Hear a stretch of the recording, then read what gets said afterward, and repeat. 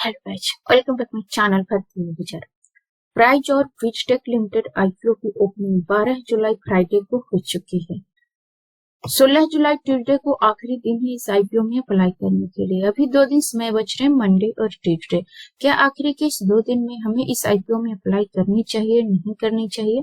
Apply करनी है तो लिस्टिंग गेन के लिए अप्लाई करनी है, लॉन्ग टर्म इन्वेस्टमेंट के लिए अप्लाई करनी है, इसकी जीएमपी क्या चल रही है, अनलिस्टेड मार्केट में अपने निवेशकों को कितना बेनिफिट दे रही है, इसकी बिजनेस मॉडल क्या है, फाइनेंशियल परफॉर्मेंस कैसा है, इन सारे टॉपिक को हम लोग इन डिटेल में डिस्कशन करने वाले। फर्स्ट ऑफ ऑल, यदि आप मेरे चैनल को पहली बार विजिट कर रहे हैं, अभी तक आपने मेरे चैनल को सब्सक्राइब नहीं किया तो मेरे चैनल को सब्सक्राइब करें, साथ ही साथ बेल नोटिफिकेशन को भी प्रेस करें ताकि मैं जब भी वीडियो अपलोड करूं उसका नोटिफिकेशन टाइम टू टाइम मिलता रहे। हम लोग इस आईपीओ की सबसे पहले इंपॉर्टेंट पॉइंट्स जान लेते हैं। ये आईपीओ 12 जुलाई से 16 जुलाई के बीच में ओपन रहेगा। प्राइस फेस वैल्यू 10 रुपए पर शेयर, प्राइस बैंड 82 से 87 रुपए पर शेयर, लॉट साइज 1600 शेयरों की है, यानी कि एक लॉट आप प्राइज और विजटेक खरीदेंगे तो आपको 1600 शेयर मिलेंगे।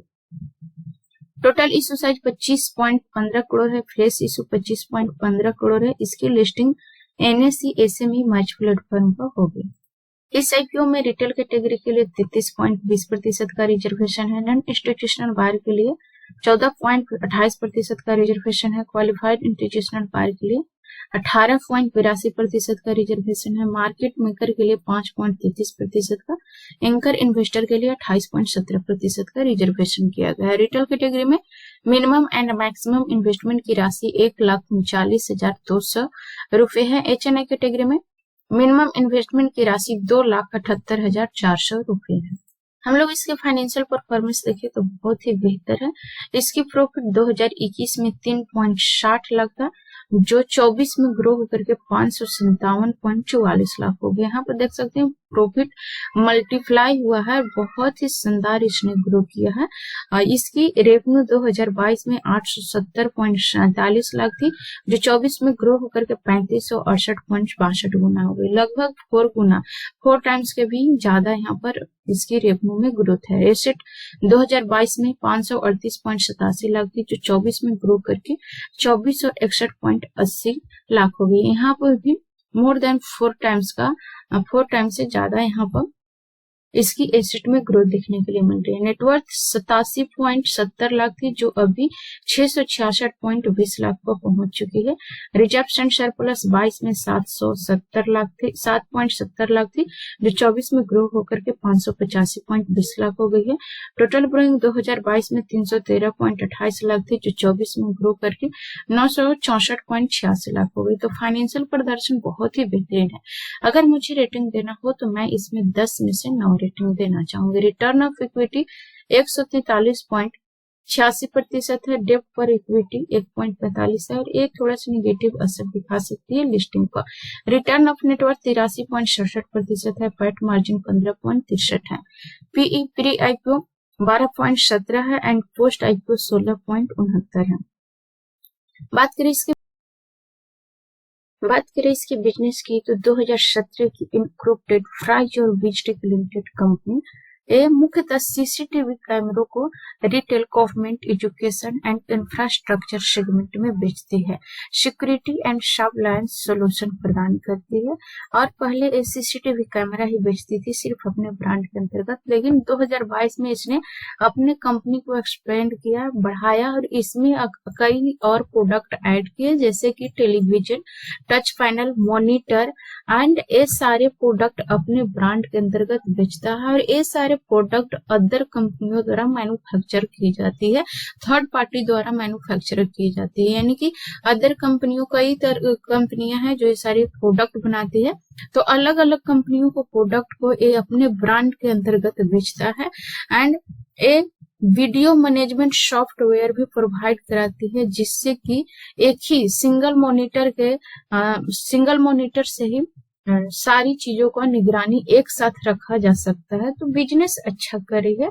और इसने अपने बिजनेस को 2 पार्ट में डिवाइड किया हुआ है, सिक्योरिटी एंड सर्विलांस सॉल्यूशन, जिसके अंतर्गत network camera, high definition analog cameras and network video recorders and digital video recorders and दूसरा है LED television monitor and touch panel को ये अपने ब्रांड के अंतर्गत बेचता है। ये अपने product 17 state and 2 union territories के अंतर्गत बेचता है, जैसे कि आंध्र प्रदेश, असम, दिल्ली, गोवा, गुजरात, हरियाणा, कर्नाटक, केरला, मध्य प्रदेश, महाराष्ट्र, पंजाब, राजस्थान, सिक्किम, तमिलनाडु, तेलंगाना, उत्तर प्रदेश एंड वेस्ट बंगाल में बेचती है। इसके साथ ही जम्मू एंड कश्मीर में केंद्र शासित प्रदेश में भी बेचती है। तो बिजनेस अच्छा कर रही है। इसके पास 29 परमानेंट एम्प्लॉय है। बिजनेस अच्छा कर रही है। सिक्योरिटी एंड सर्विलांस की सर्विस प्रदान करती है। LED television monitor touch panels बेचती है। इसके साथ ही कैमरा, सीसीटीवी कैमरा भी बेचती है and A video management software प्रदान करती है, जिसके माध्यम से एक ही मॉनिटर पर सारी चीजों का निगरानी एक ही मॉनिटर से किया जा सकता है। तो बिजनेस ठीक करिए, बिजनेस में कोई दिक्कत नहीं, बिजनेस बहुत ही बेहतरीन है। बात करें इसकी जीएमपी की, तो आज के तारीख में इसकी जीएमपी 55 रुपए हो चुकी है। 11 जुलाई की इसकी जीएमपी की ओपनिंग 50 रुपए पर हुई थी 57.47% प्रीमियम के साथ। आज के तारीख में बढ़ करके 55 पर पहुंच चुके हैं, यानी कि अनलिस्टेड मार्केट में अपने निवेशकों को 63.22% की बेनिफिट दे रही है।